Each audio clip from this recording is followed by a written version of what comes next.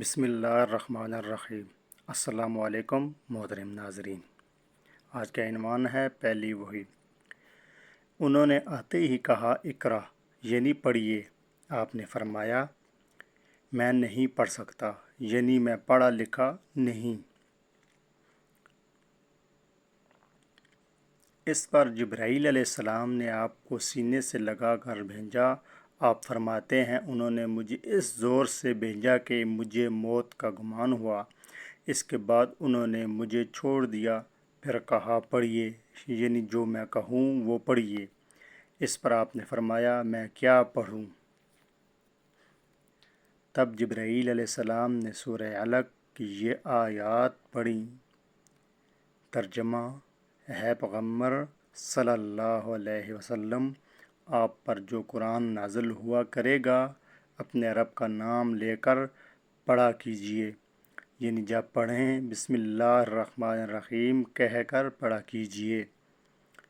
جس نے مخلوقات کو پیدا کیا، جس نے انسان کو خون کے لوتھڑے سے پیدا کیا، آپ قرآن پڑھ کیجیے، اور آپ کا رب بڑا کریم ہے، جو چاہتا ہے عطا کرتا ہے، اور ایسا ہے جس نے لکھے پڑھوں کو قلم سے تعلیم دی، اور عام طور پر انسانوں کو دوسرے ذریعے سے ان چیزوں کی تعلیم دی جن کو وہ نہیں جانتا تھا۔ آپ فرماتے ہیں میں نے ان آیتوں کو اس طرح پڑھا دیا جس کے بعد وہ فرشتہ میرے پاس سے چلا گیا۔ ایسا لگتا تھا گویا میرے دل میں ایک تحریر لکھ دی گئی ہو، یعنی یہ کلمات مجھے زبانی یاد ہو گئے۔ اس کے بعد آپ گھر تشریف لائے۔ بعض روایات میں آتا ہے کہ جبرائیل علیہ السلام جب غار میں آئے تو پہلے انہوں نے یہ الفاظ کہے تھے، ہے محمد آپ اللہ کے رسول ہیں اور میں جبرائیل ہوں۔ آپ کی گھر تشریف آوری سے پہلے سیدہ خدیجہ رضی اللہ عنہا نے حسب معمول آپ کے لیے کھانا تیار کر کے ایک شخص کے ہاتھ میں آپ کے پاس بھجوا دیا، مگر اس شخص کو آپ غار میں نظر نہ آئے۔ اس شخص نے واپس آ کر یہ بات سیدہ خدیجہ رضی اللہ عنہا کو بتائی۔ انہوں نے آپ کی تلاش میں آپ کے عزیز و اقارب کے گھر آدمی بھیجے، مگر آپ وہاں بھی نہ ملے۔ اس لیے سیدہ خدیجہ رضی اللہ عنہا پریشان ہو گئیں۔ وہ ابھی اسی پریشانی میں تھی کہ آپ تشریف لے آئے۔ آپ نے جو کچھ دیکھا اور سنا تھا اس کی تفصیل سیدہ خدیجہ رضی اللہ عنہا سے بیان فرمائی۔ حضرت جبرائیل کا یہ جملہ بھی بتایا کہ ہے محمد آپ اللہ کے رسول ہیں۔ یہ سن کر سیدہ خدیجہ رضی اللہ عنہا نے کہا آپ کو خوش خبری ہو، آپ یقین کیجئے، قسم ہے اس ذات کی جس کے قبضے میں میری جان ہے، آپ اس امت کے نبی ہوں گے۔ پھر سیدہ خدیجہ رضی اللہ عنہا آپ کو اپنے چچا زاد بھائی ورقہ بن نوفل کے پاس لے گئیں۔ غار والا سارا واقعہ انہیں سنایا۔ ورقہ بن نوفل پرانی کتابوں کے عالم تھے۔ ساری بات سن کر وہ پکار اٹھے، قدوس قدوس، قسم ہے ذات کی جس کے قبضے میں میری جان ہے، خدیجہ اگر تم سچ کہہ رہی ہو تو اس میں شک نہیں، ان کے پاس وہی ناموس اکبر یعنی جبرائیل آئے تھے جو موسیٰ علیہ السلام کے پاس آیا کرتے تھے۔ محمد اس امت کے نبی ہیں، یہ اس بات پر یقین کر لیں۔ قدوس کا مطلب ہے وہ ذات جو ہر عیب سے پاک ہو۔ یہ لفظ تہجد کے وقت بولا جاتا ہے، جیسے ہم کہہ دیتے ہیں اللہ اللہ۔ ورقہ بن نوفل کو جبرائیل کا نام سن کر حیرت اس لیے ہوئی تھی کہ عرب کے دوسرے شہروں میں لوگوں نے یہ پیغام سنا بھی نہیں تھا۔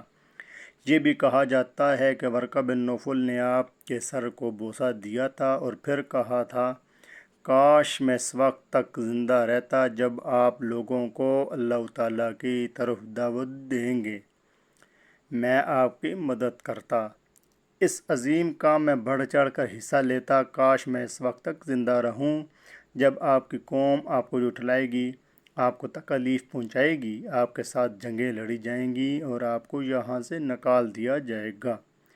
اگر میں اس وقت تک زندہ رہا تو آپ کا ساتھ دوں گا، اللہ کے دین کی حمایت کروں گا۔ آپ یہ سن کر حیران ہوئے اور فرمایا میری قوم مجھے وطن سے نکال دے گی؟ جواب میں ورقہ نے کہا ہاں، اس لیے کہ جو چیز آپ لے کر آئے ہیں اسے لے کر جو بھی آیا اس پر ظلم ڈھائیں گے۔ اگر میں نے وہ زمانہ پایا تو میں ظہور آپ کی پوری کروں گا۔ ورقہ نے حضرت خدیجہ رضی اللہ عنہا سے یہ بھی کہا، تمہارے خاوند بے شک سچے ہیں، در حقیقت یہ باتیں نبوت کی ابتدا ہیں، یہ اس امت کے نبی ہیں۔ لیکن اس کے کچھ ہی مدت بعد ورقہ بن نوفل کا انتقال ہو گیا۔ انہیں حجون کے مقام پر دفن کیا گیا۔ چونکہ انہوں نے آپ کی تصدیق کی تھی، اس لیے نبی کریم صلی اللہ علیہ وسلم نے ان کے بارے میں فرمایا ہے، میں نے ورقہ کو جنت میں دیکھا ہے، ان کے جسم پر سرخ لباس تھا۔ ورقہ سے ملاقات کے بعد آپ گھر تشریف لے آئے۔ اس کے بعد ایک مدت تک جبرائیل علیہ السلام آپ کے سامنے نہیں آئے۔ درمیان میں جو وقفہ ڈالا گیا، اس میں اللہ تعالیٰ کی یہ حکمت تھی کہ آپ کے مبارک دل پر جبرائیل علیہ السلام کو دیکھ کر جو خوف پیدا ہو گیا تھا، اس کا اثر زائل ہو جائے اور ان کے نہ آنے کی وجہ سے آپ کے دل میں وہی کا شوق پیدا ہو جائے۔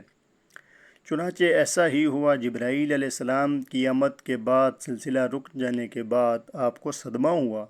کئی بار آپ پہاڑوں کی چوٹیوں پر چڑھ گئے تاکہ خود کو وہاں سے گرا کر ختم کر دیں، لیکن جب بھی آپ ایسا کرنے کی کوشش کرتے، جبرائیل علیہ السلام آپ کو پکارتے، ہے محمد، آپ حقیقت میں اللہ تعالیٰ کے رسول ہیں۔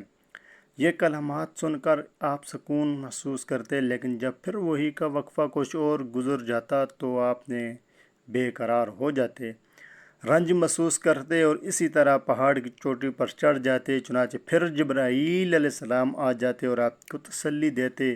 آخر دوبارہ وہی ہوئی۔ سورہ مدثر کی پہلی 3 آیات اتری۔ ترجمہ ہے، کپڑے میں لپٹنے والے اٹھو، یعنی اپنی جگہ سے اٹھو اور تیار ہو جاؤ، پھر کافروں کو ڈراؤ اور پھر اپنے رب کی بڑائیاں بیان کرو اور اپنے کپڑے پاک رکھو۔ اس طرح آپ کو نبوت کے ساتھ تبلیغ کا حکم دیا گیا۔ ابن اسحاق لکھتے ہیں، سیدہ خدیجہ رضی اللہ عنہا پہلی خاتون ہے جو اللہ اور اس کے رسول پر ایمان لائیں اور اللہ کی طرف سے جو کچھ حضرت لے کر آئے اس کی تصدیق کی۔ مشرکین کی طرف سے آپ کو جب بھی تکلیف پہنچی، صدمہ پہنچا، سیدہ خدیجہ رضی اللہ عنہا نے آپ کو دلاسا دیا۔ سیدہ خدیجہ رضی اللہ عنہا کے بعد دوسرے آدمی حضرت ابو بکر رضی اللہ عنہ ہیں، جو آپ کے پرانے دوست تھے۔ انہوں نے آپ کی زبان سے نبوت ملنے کا ذکر سنتے ہی فوراً آپ کی تصدیق کی اور ایمان لے آئے۔ بچوں میں سیدنا علی رضی اللہ عنہ ہیں جو آپ پر پہلے ایمان لائے، اور ان کے ایمان لانے کا واقعہ کچھ اس طرح ہے۔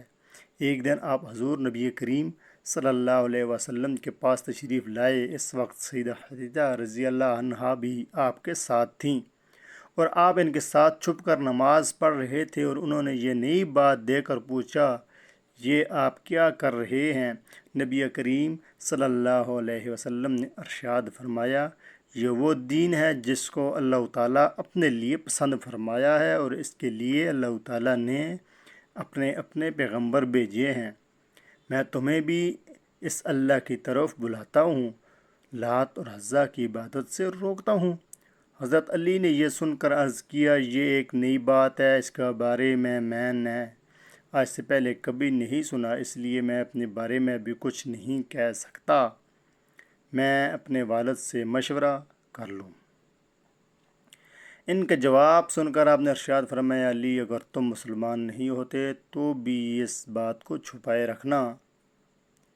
انہوں نے وعدہ کیا اور اس کا ذکر کسی سے نہ کیا۔ رات بھر سوچتے رہے، آخر اللہ تعالیٰ نے انہیں ہدایت عطا فرمائی۔